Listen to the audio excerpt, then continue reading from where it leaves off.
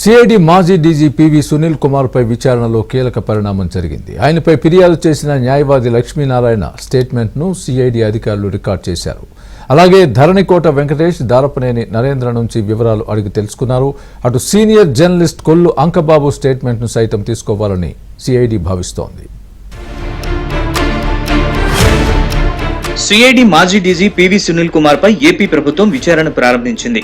Sunil Kumar CID డీజీగా ఉన్న సమయంలో పలువురిని అర్ధరాత్రి అరెస్ట్ చేయడమే కాకుండా థర్డ్ డిగ్రీ ప్రయోగించారని న్యాయవాది గూడపాటి లక్ష్మీనారాయణ గతంలో చేసిన ఫిర్యాదుపై ఇప్పుడు విచారణ చేపట్టింది.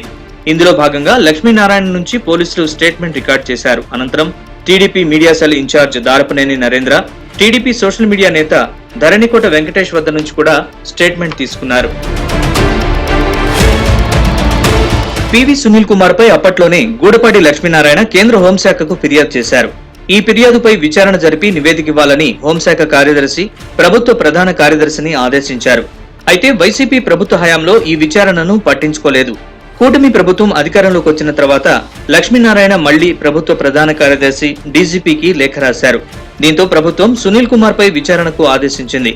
దీనిలో భాగంగా సిఐడి అధికారులు లక్ష్మీనారాయణ వద్ద స్టేట్మెంట్ రికార్డ్ చేశారు. తాను ఎందుకు ఫిర్యాదు చేయాల్సి వచ్చిందో ఈ సందర్భంగా లక్ష్మీనారాయణ వివరించారు.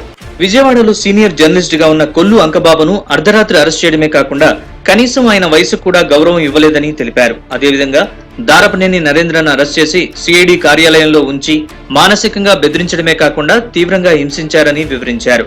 ధరణికోట వెంకటేష్ ను అర్ధరాత్రి గోడలు దూకి అరెస్ట్ చేయడమే కాకుండా తీసుకొచ్చే క్రమంలోనే హింసించారని వివరించారు.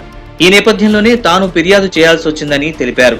ఐపీసీ సెక్షన్లతో పాటు రాజ్యాంగ నిబంధనలను ఉల్లంఘించి వ్యక్తిగత స్వేచ్ఛను హరించారని కూడా వివరించారు. ఆయన చేసిన అరాచకాల మీద ఆయన క్రిమినల్ లాను యూజ్ చేసి ప్రతిపక్ష నాయకులని అరెస్ట్ చేసిన విషయాలు, ప్రాథమిక హక్కులు ఉల్లంఘన చేస్తాము, సుప్రీంకోర్టు గైడ్ లైన్స్ వైలేట్ చేసే అంశాల మీద 17/10/2022న అప్పుడు మినిస్ట్రీ ఆఫ్ హోమ్ అఫైర్స్కి నేను కంప్లైంట్ చేయడం జరిగింది. ఆ కంప్లైంట్ మీద ministry of home affairs react అయ్యి అప్పుడు ప్రధాన కార్యదర్శి గారిని ఎంక్వైరీ అడిగారు. ఆ ఎంక్వైరీ కమిటీ అప్పుడు పూర్తి చేయలేకపోయింది. ఆ తర్వాత ఈ తెలుగుదేశం పార్టీ గవర్నమెంట్ వచ్చిన మరుక్షణమే దాని మీద ఎంక్వైరీ కమిటీ వేశారు.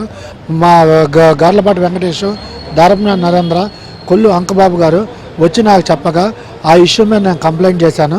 అవన్నీ విచారణ అధికారి ముందు చెప్పినాను. లక్ష్మీనారాయణతో పాటు దారపనేని నరేంద్ర, ధరణికోట వెంకటేష్ స్టేట్మెంట్ కూడా రికార్డ్ చేశారు. వారిని అరెస్ట్ చేసిన తీరును అడిగి తెలుసుకున్నారు. అరెస్ట్ చేసేందుకు వచ్చిన వారిని, శారీరకంగా హింసించిన వారిని గుర్తుపడతారా అని కూడా ప్రశ్నించినట్లు తెలిసింది. మరోవైపు senior journalist Kollu Ankababu statement ని కూడా రికార్డ్ చేయాలని సిఐడి అధికారులు భావించినట్లు తెలిసింది.